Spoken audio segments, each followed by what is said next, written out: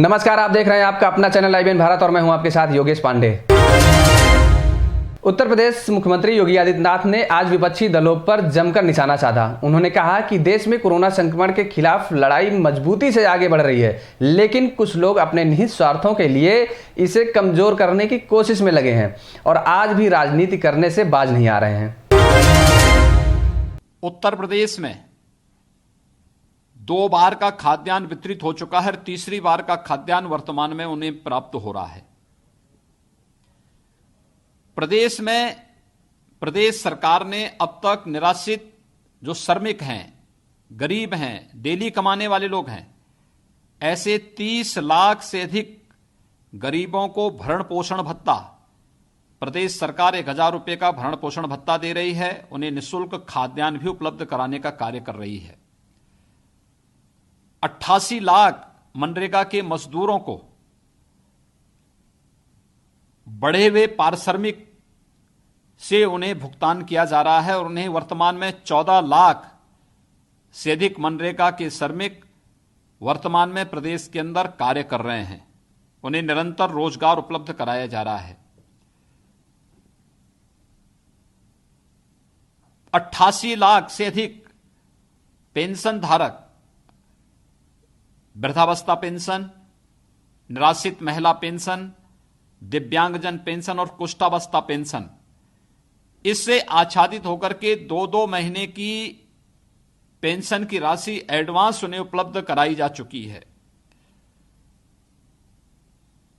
प्रदेश के अंदर जितने भी श्रमिक आए हैं, इनके आवागमन के लिए, चाहे उन्हें क्वारंटाइन सेंटर में ले जाना हो, आश्रय स्थल या शेल्टर होम में ले जाना हो, या फिर उन्हें वहां से होम क्वारंटाइन में ले जाना हो, खाद्यान्न का पैकेट देकर के उन्हें वहां तक पहुंचाने की व्यवस्था भी सरकार कर रही है। और 10,000 से अधिक उत्तर प्रदेश परिवहन निगम की बसेज उनकी सेवा में लगाई गई हैं, जिसमें कहीं किसी भी प्रकार की कोई समस्या नहीं। ये सारा कार्य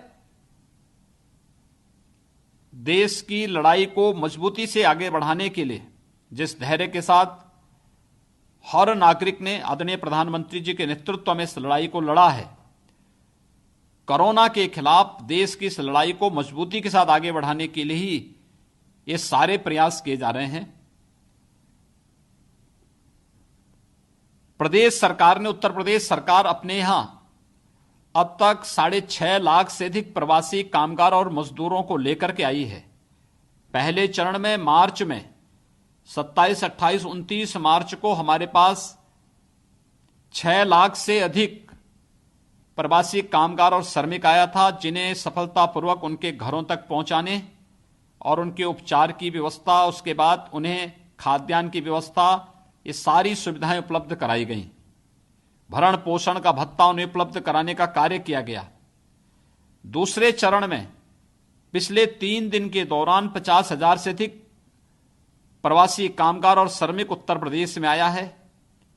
इन सबको भी क्वारंटाइन सेंटर ले जाकर के इनके हर प्रकार की लॉजिंग फूडिंग की व्यवस्था करने और फिर वहां पे उनके आवश्यक स्वास्थ्य परीक्षण के उपरांत उन्हें होम क्वारंटाइन में भी शासकीय वाहन से ही वहां तक पहुंचाने का कार्य हुआ है। कोरोना वायरस के खिलाफ देश की लड़ाई जब मजबूती के साथ आगे बढ़ रही है, ऐसी स्थिति में भी बहुत सारे लोग ऐसे हैं जो आज भी राजनीति करने से बाज नहीं आ पा रहे हैं। यह अत्यंत दुखद है कि भारत की इस मजबूत लड़ाई को कुछ लोग अपने निहित राजनीतिक स्वार्थों के लिए कमजोर करने का प्रयास कर रहे हैं। पहली बार देश के अंदर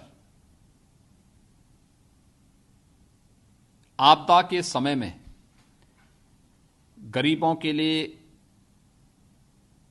मजदूरों के लिए, महिलाओं के लिए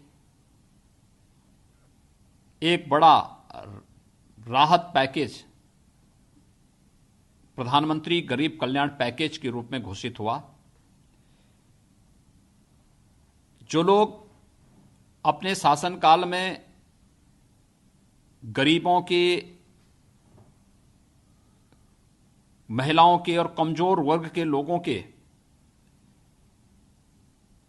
कल्याणकारी योजनाओं का पैसा हड़प जाते थे, आज जब ये पैसा उन गरीबों के खाते में पहुंच रहा है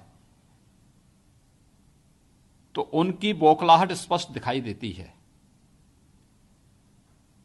1,70,000 करोड़ रुपए का गरीब कल्याण पैकेज, अगर उत्तर प्रदेश की ही हम बात करें तो प्रधानमंत्री गरीब कल्याण पैकेज में 2,34,00,000 किसानों के खाते में 2-2 हजार रुपए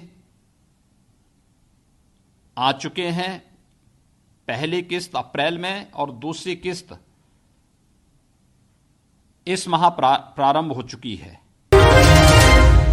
लॉकडाउन फेज 3 के दौरान उत्तर प्रदेश के चिन्हित इलाकों को कुछ छूट दी गई। केंद्रीय गृह मंत्रालय द्वारा जारी गाइडलाइन के आधार पर योगी सरकार ने लॉकडाउन में रियायत देने का फैसला लिया और इसी के तहत सरकार ने सुबह 10 बजे से शाम 7 बजे तक शराब की एकल दुकानें खोलने के भी आदेश जारी कर दिए।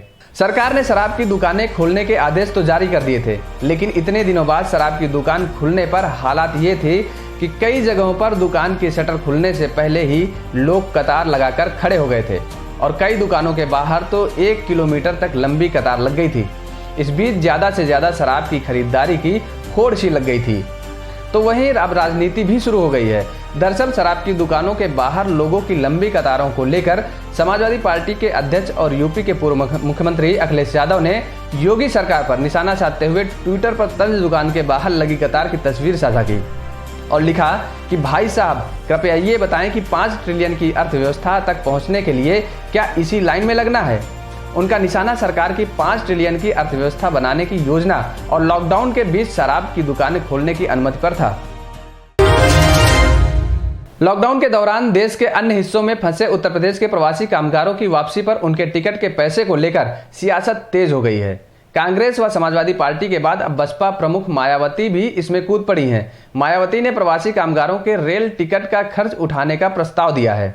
बसपा सुप्रीमो मायावती ने ट्वीट किया है कि यह अति दुर्भाग्यपूर्ण है कि केंद्र व राज्य सरकारें प्रवासी मजदूरों को ट्रेनों व बसों आदि से भेजने के लिए उनसे किराया भी वसूल रही है।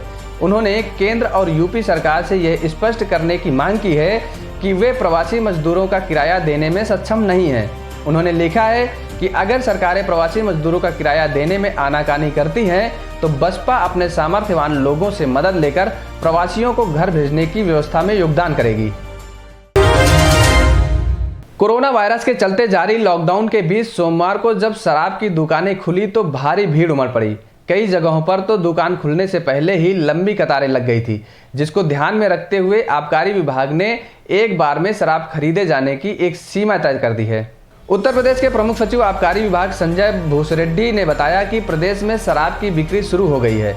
3-4 दिन सीमित मात्रा में ही लोग शराब खरीद सकेंगे। एक बार में एक व्यक्ति सिर्फ 1 बोतल, 2 अद्धा या फिर 3 पौवा, वहीं 2 बियर की बोतल या फिर 3 केन खरीद सकता है। दुकानों के बाहर सोशल डिस्टेंसिंग का पालन करवाने के लिए ग्राहकों के लिए घेरे बनाए गए हैं और किसी भी तरह हंगामे से बचने के लिए पुलिस फोर्स की तैनाती भी की गई है। अभी कुछ दिनों के लिए एक आदमी को 1 बोतल या 2 आधी बोतल या 3 पाव बोतल 180 ml का, बियर में 2 बोतल या 3 कैन, ये एक आदमी को दिए जाने की व्यवस्था की गई है। लॉकडाउन का तीसरा फेज चल रहा है। उत्तर प्रदेश का नज़ारा सोमवार की सुबह से ही देखने लायक है। खाली रहने वाली सड़कों पर सुबह 7 बजे से ही लोगों की चहलकदमी शुरू हो जाती है। कोई झोला तो कोई कैरी बैग लेकर शराब की दुकानों की ओर जाता दिखा। हालांकि दुकानदारों ने भी पूरी तैयारी कर रखी थी। चूने से गोले और रस्सियों से घेराबंदी की पूरी व्यवस्था कर रखी है। लॉकडाउन के कारण करीब 42 दिनों बाद खुली शराब की दुकानों पर सोमवार को शौकीनों की भारी भीड़ उमड़ी। इसके चलते अंग्रेजी शराब की खरीद में 3 गुना तक इजाफा हुआ। दरअसल सामान्य दिनों में 1.25 से 1.5 करोड़ तक होने वाली अंग्रेजी शराब की बिक्री 4.5 करोड़ तक हुई। हालांकि देसी व बियर की बिक्री 1 करोड़ रुपए की ही हुई। जिला आबकारी अधिकारी के अनुसार राजधानी में करीब 5.5 करोड़ रुपए की शराब सोमवार को बिकी।